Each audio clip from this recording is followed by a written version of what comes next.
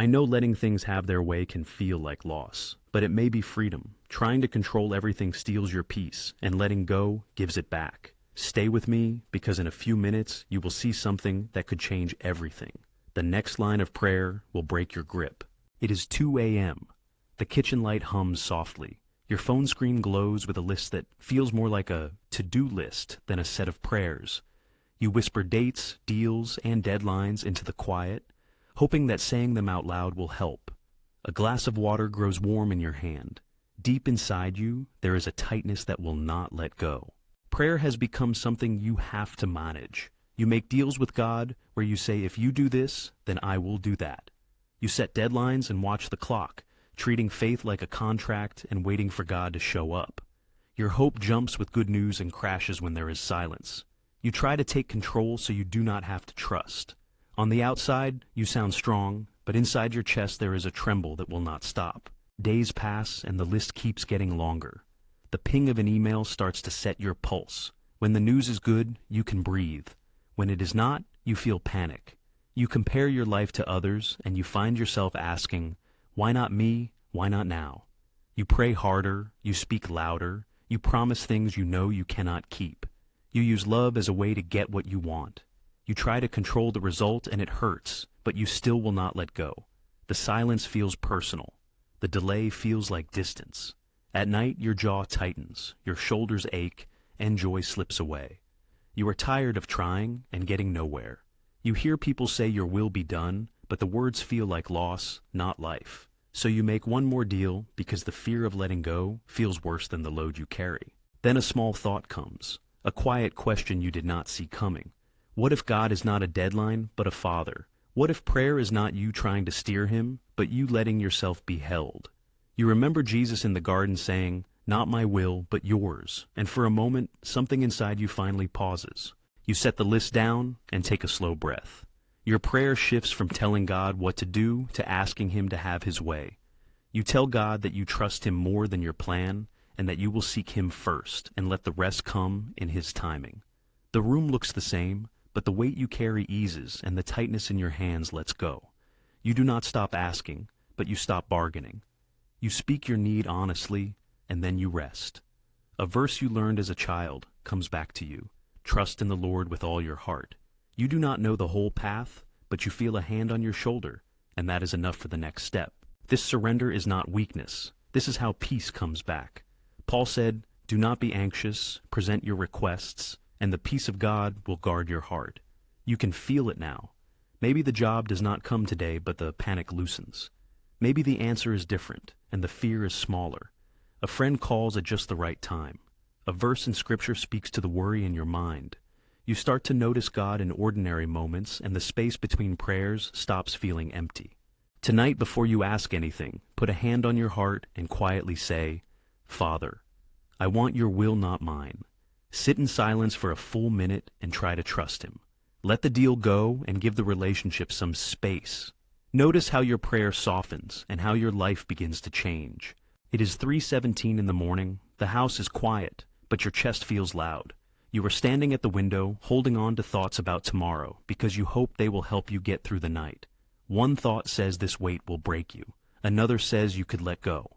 During the day, no one notices. You hit your marks, answer the messages, make the plan, but your mind keeps racing and it does not rest. You feel responsible for every outcome. Prayer begins to feel like a meeting, quick and full of tasks, and joy just slips away.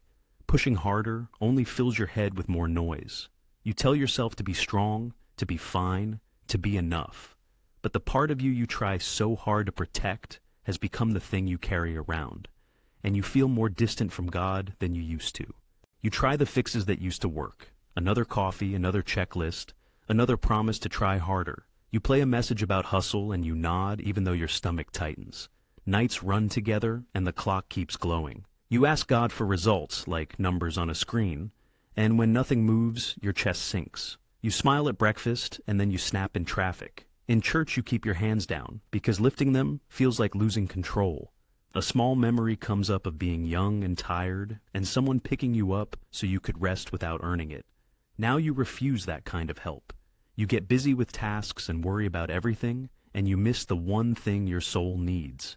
You watch your own strength fail, and you feel yourself sinking.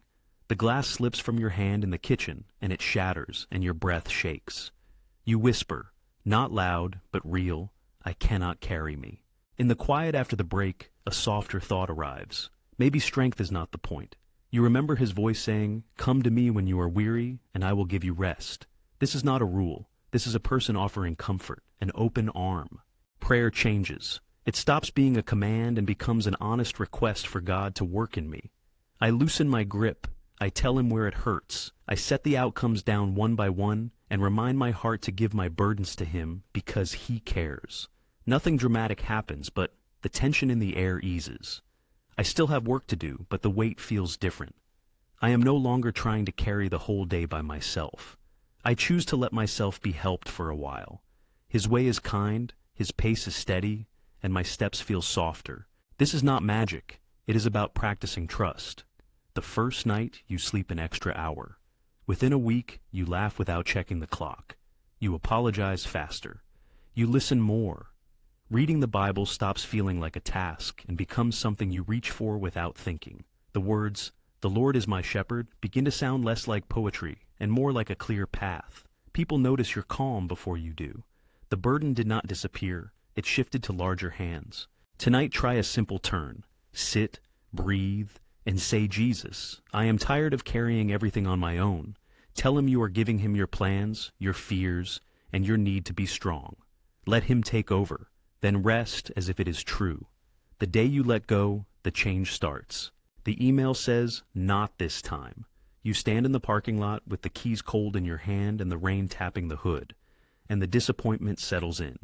You do not know it yet, but this moment will change how you ask for help and how you listen to what you need.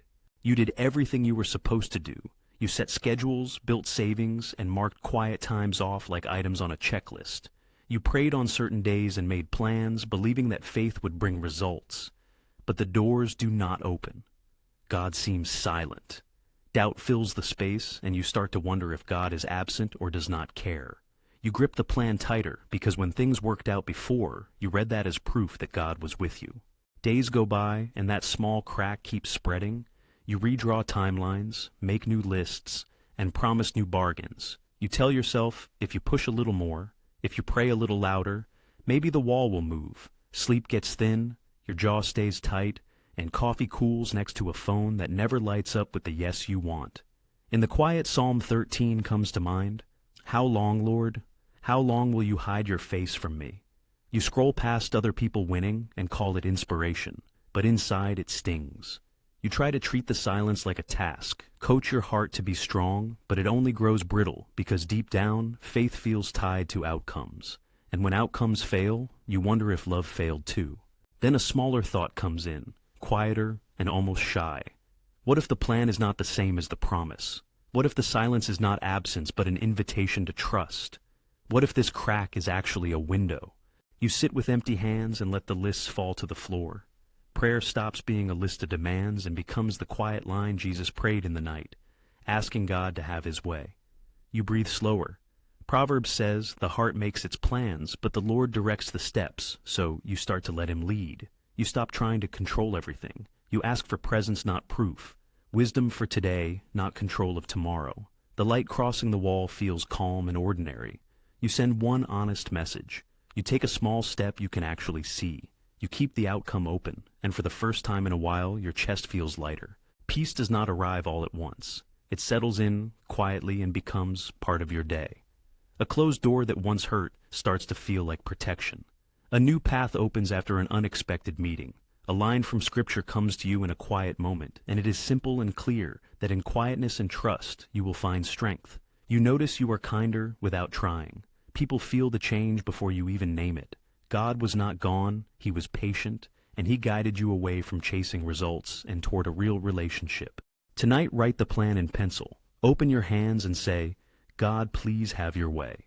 Let go of one outcome only. Read Psalm 13 slowly, then wait a minute longer than you want. Notice the small opening and move forward into whatever comes next. Your spoon is in a bowl that is half cold. The house is quiet, but your chest is not. You almost say it, a single small sentence that could change things. When you say it, Even the room will feel different. Life looks fine, but your heart is tired. You pray like someone working off a checklist, ticking boxes, making promises, trying to bargain. You put on a strong face at church and at home, while inside you are afraid to be seen, even by God. You keep the mask on because that feels safer, though the mask is heavy. What you really need is mercy, yet you keep performing, hoping effort will buy peace, and instead it only brings silence. At night you lie awake and keep thinking about what went wrong instead of sleeping. You count worries instead of breaths. You repeat the same tidy prayers and phrases you learned years ago, hoping one of them will fix things. You set new goals and new routines and new plans. You read more and scroll more and nod along to sermons that help other people but do not seem to help you. Your journal is full, but you feel empty. You hide your envy and your anger and your fear of failing, and it eats at you anyway. You tell God what should happen and then blame yourself when it does not. You worry about being a disappointment, so you clean up your prayers until they sound perfect, but have nothing real in them. The day starts heavy and gets heavier. You are strong around other people, yet lonely at the same time. The mask keeps you safe, but it also keeps you apart. Then a quieter thought comes.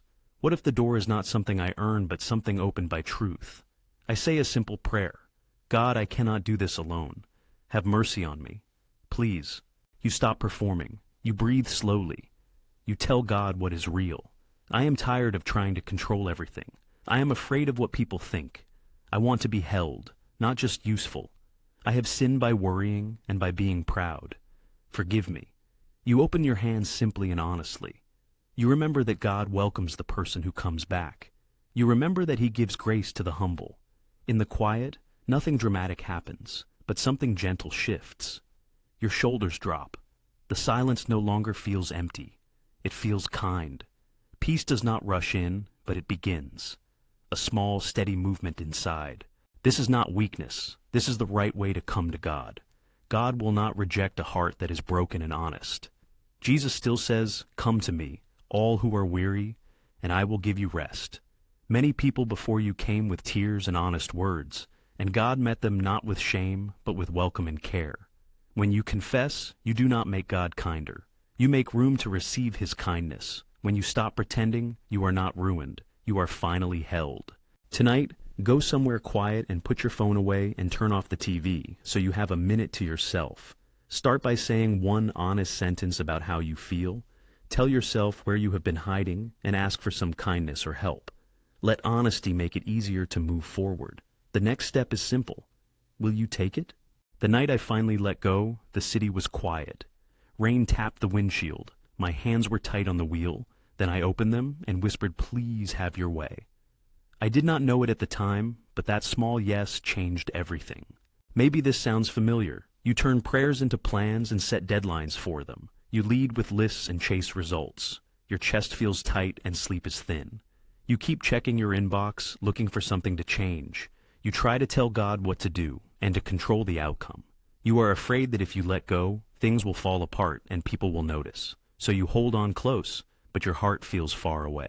So you bargain, you make promises and push harder. You tell yourself, if this happens by Friday, you will finally believe. If that door opens, you will be good. But the line stays quiet and the door you counted on stays closed. You replay every choice and blame yourself. Your mind writes 10 versions of what could go wrong. You say you trust, and yet inside, you are running. The more you try to hold everything, the less you can breathe. Nights get long. You lie awake and watch the ceiling, and your stomach knots at every what if. You pray louder, but it feels like talking to a wall. Then a hard thought arrives. If you are the one holding this together, you cannot rest, you cannot love well, and you will break. Then a softer thought comes in. A quiet question that asks, what if surrender is not losing, but being held?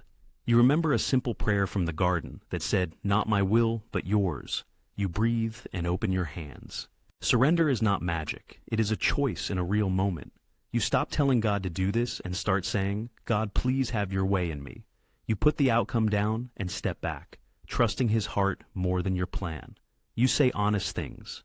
"I do not know. I cannot carry this. Lead me." When you give that small yes, something changes and the burden begins to ease. You do not have to hold everything alone. You feel supported. You remember the words, "Come to me when you are weary. and I will give you rest. The next day is not perfect, but it feels lighter. The problem is still there, but panic is not in charge. A call comes at the right time. A line from Scripture speaks to your morning. A friend texts that they are with you. Guidance is quiet and steady, not loud or demanding. You see that trust does not make your life smaller. It steadies your steps and helps you keep going even when things are hard. If your hands are tired from holding everything, let them go for a moment and take a breath. Name the thing you cannot fix. Quietly ask Jesus to have his way today as best you can. Then listen for the next small step and take it. This is where surrender begins. It did not look like much at the time. Morning light on the sink, steam rising from my coffee, the fridge humming softly. My hands opened without a plan. I did not say anything. Then a quiet thought arrived. You do not have to carry this. I had a habit of feeling safe only when I was busy earning it. I treated love like something you had to earn. Even with God, I kept lists and made promises to prove myself.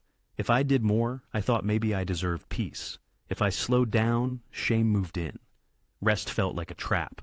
Letting people give to me felt weak. My heart kept one rule: never arrive empty-handed. I lay awake with the fan on and my fears kept coming. I practiced the exact prayers I thought would work. I told God my plan and put dates on it in my head. When nothing changed, I tried harder. I read more, volunteered more, smiled more. My jaw ached from clenching during worship. I checked my phone after every prayer, as if a sign would prove I was heard. I was exhausted, but too scared to stop. If love had to be earned, resting felt risky. If I let go, who would carry the weight? The worst part was the ordinary moments. Washing dishes, answering emails, sitting in traffic. I felt alone inside normal life. And there was a small voice that sounded almost cruel that kept saying, "Try harder, try harder, try harder." Then one day that voice broke not with a shout, but with a question I could not shake. What if gifts are not paid for? I stood still and let the sink run, and I remembered him saying, "Come to me when you are weary, and I will give you rest." It did not feel like a task, it felt like an invitation, so I breathed and did not argue. It was a gentle exchange. I offered my ache instead of talking about my achievements. Peace did not sweep over me. It came slowly and steadied me. Anxiety kept talking, but it was quieter and seemed farther away. I did one small thing. I said, "Have your way," and I meant it for the next hour, not for my whole life. I started to notice guidance in ordinary moments. I paused before I replied. A name came to mind to text. I walked into a meeting I did not have to win. The day did not become easy, but the weight changed. It was not mine alone anymore. I noticed grace in the steam of my coffee and at red lights, not only in quiet rooms.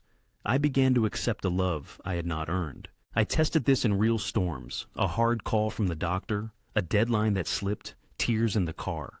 I opened my hands again, and the same quiet stayed with me. It wasn't escape, it was holding. The Bible started to make sense in a new way when it said, "Cast your cares because God cares."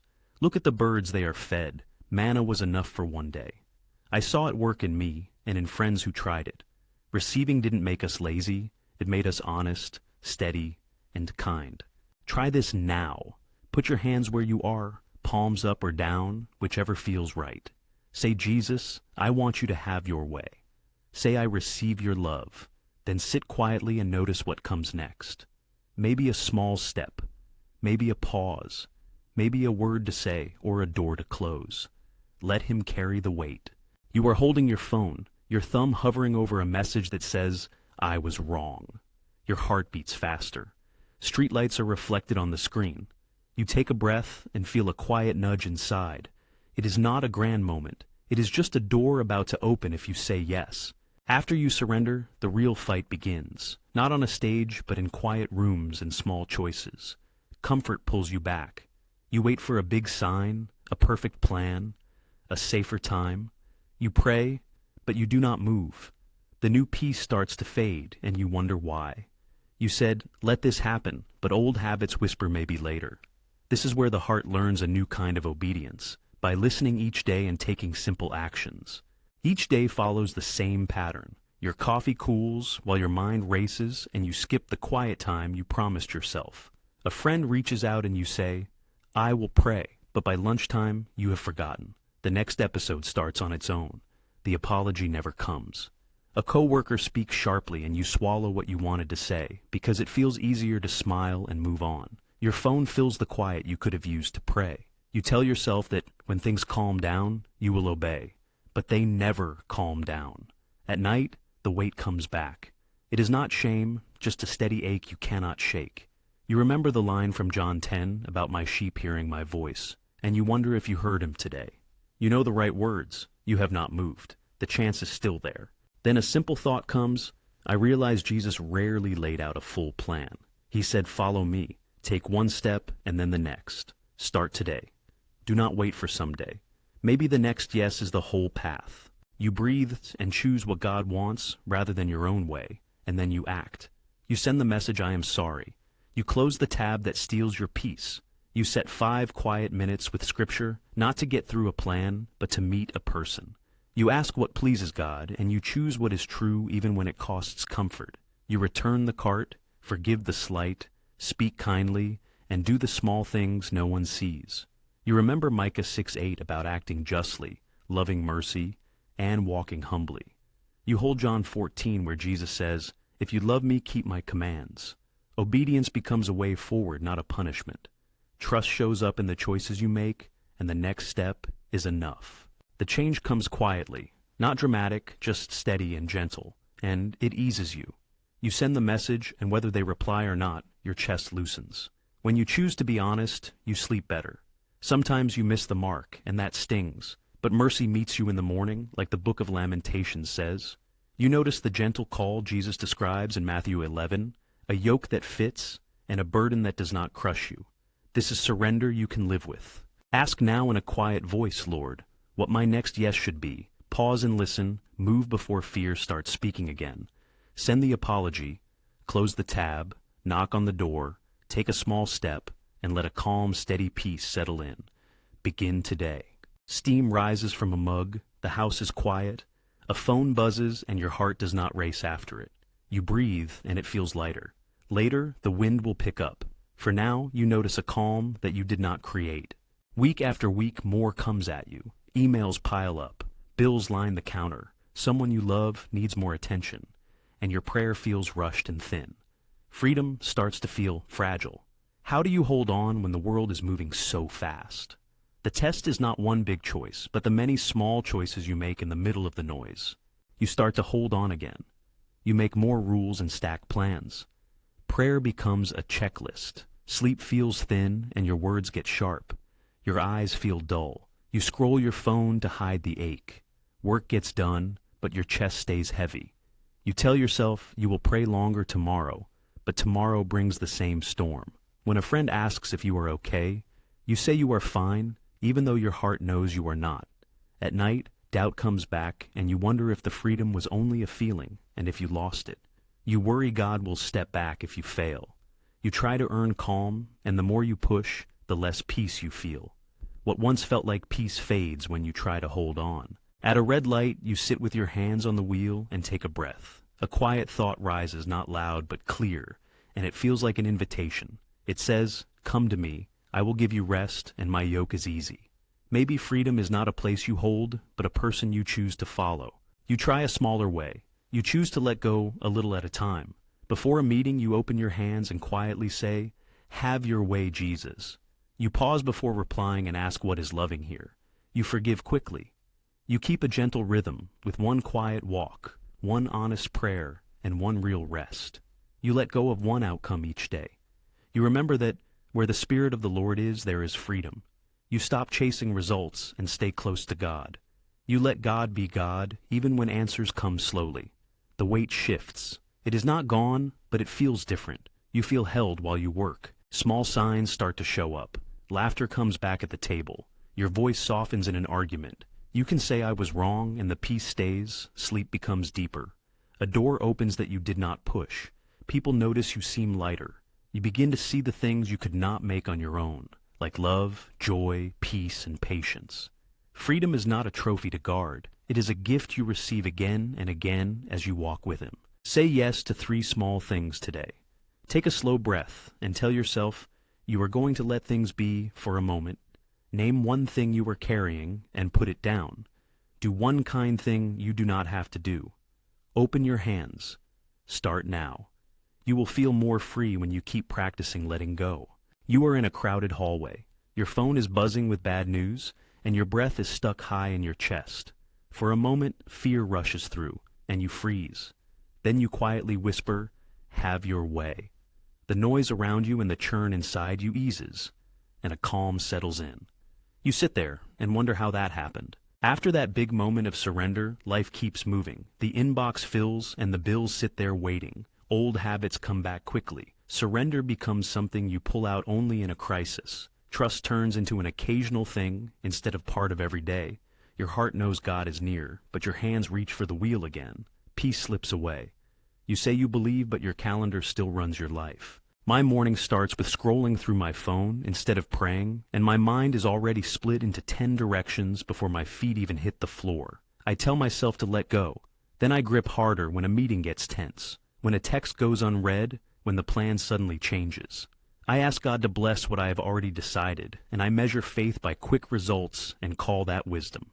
At night, the room is dark, but my thoughts are loud, and I replay everything I said. I feel the weight of the people I love on my chest, and I remember Jesus saying, "Do not worry," and I feel small because I still worry. I hear the teaching about carrying daily burdens, and I wonder how to live that in traffic and with my email. I feel disconnected and find myself forcing results. I push, then I crash, then I promise to do better. Surrender remains a big word and not a simple step. What if surrender is not a single act, but a steady rhythm, something you come back to with each breath? Not a one-time thing, but breath by breath. What if you begin small and honest today? Not my will, but your will. What if open hands become how you start the morning? Living surrender looks like this. You wake, put your phone face down, and sit quietly for a moment. You take one slow breath in and say a simple prayer. "Have your way, Lord." You read a short line, "Give us today our daily bread," and trust that what you have for today is enough. You pause before you reply. You apologize sooner. You choose the truth instead of the easy spin. You accept a closed door without turning it into something that keeps hurting you. You protect 10 quiet minutes every day and do not let anything take them. You ask, "What is the next right step?" And then you take that step with love. You end the day with a brief exam, asking, "Where did I cling? Where did I trust?" You name 3 things you are grateful for, even small ones. You rest because you are not in control. You do not have to carry everything. Will storms still come? Yes, they will, but you will find a new center. Peace will settle in your heart and mind. It will not be a magic trick, but something steady and real. Change will come quietly and steadily. You will notice the weight shift from your shoulders to Him. Mercy will meet you every morning, fresh and kind. When you slip, you do not hide. You come back and you ask Him again to have His way. And the door opens like before. Today, choose one small yes. Open your hands. Name the person or plan you are afraid of losing and place them in the care of God. Say quietly, "Let God take the lead," then take the next right step. Tell one friend who could use some steady peace. Start this daily yes now.